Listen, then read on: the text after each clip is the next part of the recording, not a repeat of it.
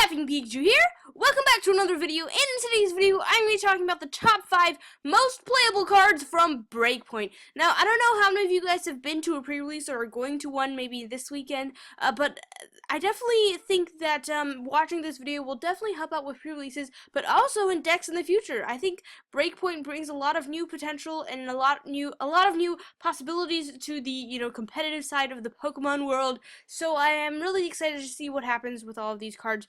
I do want to point out that all of these cards on this top 5 list, I'm only going to be talking about cards unique to Breakpoint. So cards such as Max Potions or Professor Sycamores that, obviously are in Breakpoint, I am not going to be including on this list because they are not unique to Breakpoint. They are like reprints and stuff. So anyways, just wanted to point that out. Also want to give a huge thank you and shout out to Kitty TCG. You can see his logo on screen right now. He's fantastic. I'll leave a link to his channel down in the description. He helped a lot in creating the script. He basically wrote the whole script for me, and I cannot be more thankful. I know little to nothing about the competitive side of things, so he definitely helped it a lot, so huge thank you to him.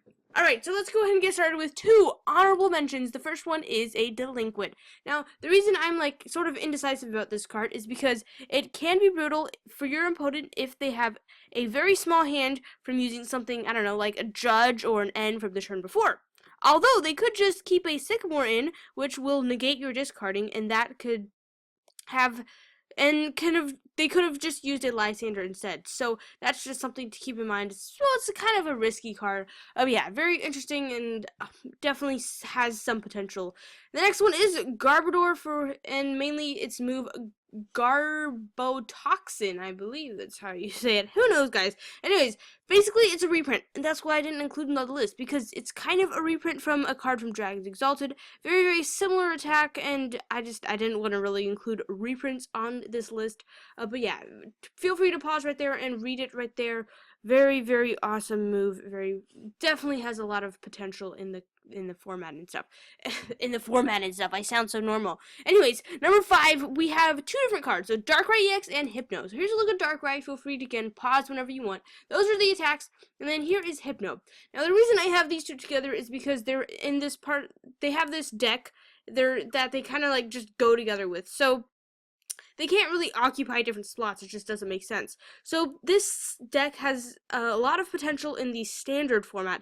Now the strategy seems interesting, but it can be a little bit slow and a little bit hard to do. So basically the idea is with a muscle band and the combo, you can heal 30 and knock out lots of EXs on the Darkrai for a dark energy and a double colorless. Now, once you get the combo pieces, if the opponent cannot respond, then they'll fall behind. That's the idea. So definitely has some potential, but it might be a little bit slow to do, so that's why it's only at number 5 and not higher up on the list.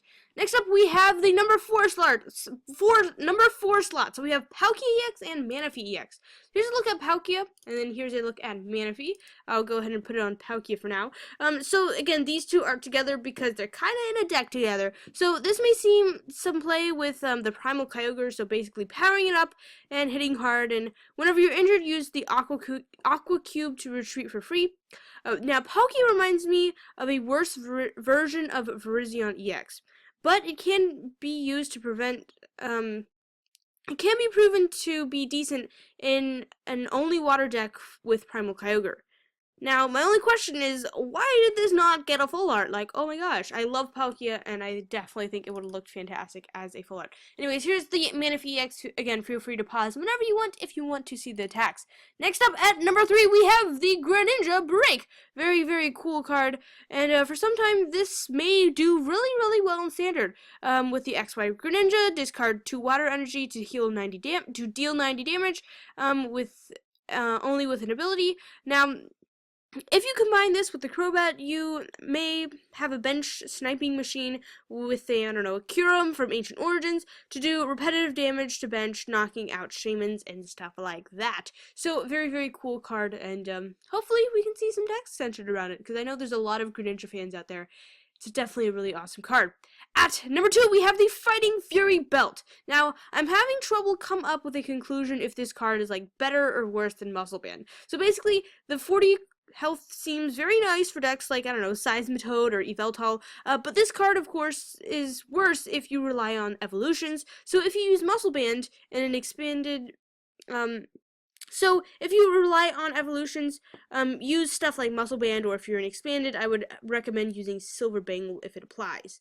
And at number 1, the most playable card from Breakpoint is none other than the Garchomp Holo. Yes, I picked a Holo. What? What is going on? So don't underestimate this card. It actually has a lot of potential in my opinion. And yes, I realize I'm using potential like 50 million times. It's hard to predict this stuff. Like really, it's really hard to see, what's going to work and what's not going to work because, once decks are tested and stuff, it's kind of just, it's hard to see. Anyways, back on Garchomp. So, if that's using Maxi, don't look at only Archeops from Noble Victories or Glade from Breakthrough. Include this guy right here. Now, this may see great play, if not some play, in all double colorless energy reliant decks. For one fighting, attaching any energy from the discard pile to one of your Pokemon, and 60 damage, that's like cray guys. The second attack does 80 plus 80 more if the defending Pokemon is an EX. Remember Muscle Band? That's 180 HP, enough to knock out most EXs. Now, when you go to tournaments, be wary of this Fearful Dragon because guess what, guys? Strong energy may also be added to make this just like the craziest Pokemon ever. So hopefully you guys enjoyed that top 5 list. If you did, be sure to drop a like and let me know what are your thoughts. I would love to know if you guys have some different opinions. Maybe we could see some awesome deck ideas down in the comments. You never know. You never know. Thank you guys again for watching this top 10 video. It's not a top 10 Tuesday. It's top 5 Tuesday. We're like breaking boundaries right here. But yeah, I'll catch you guys in the next one. Bye, guys.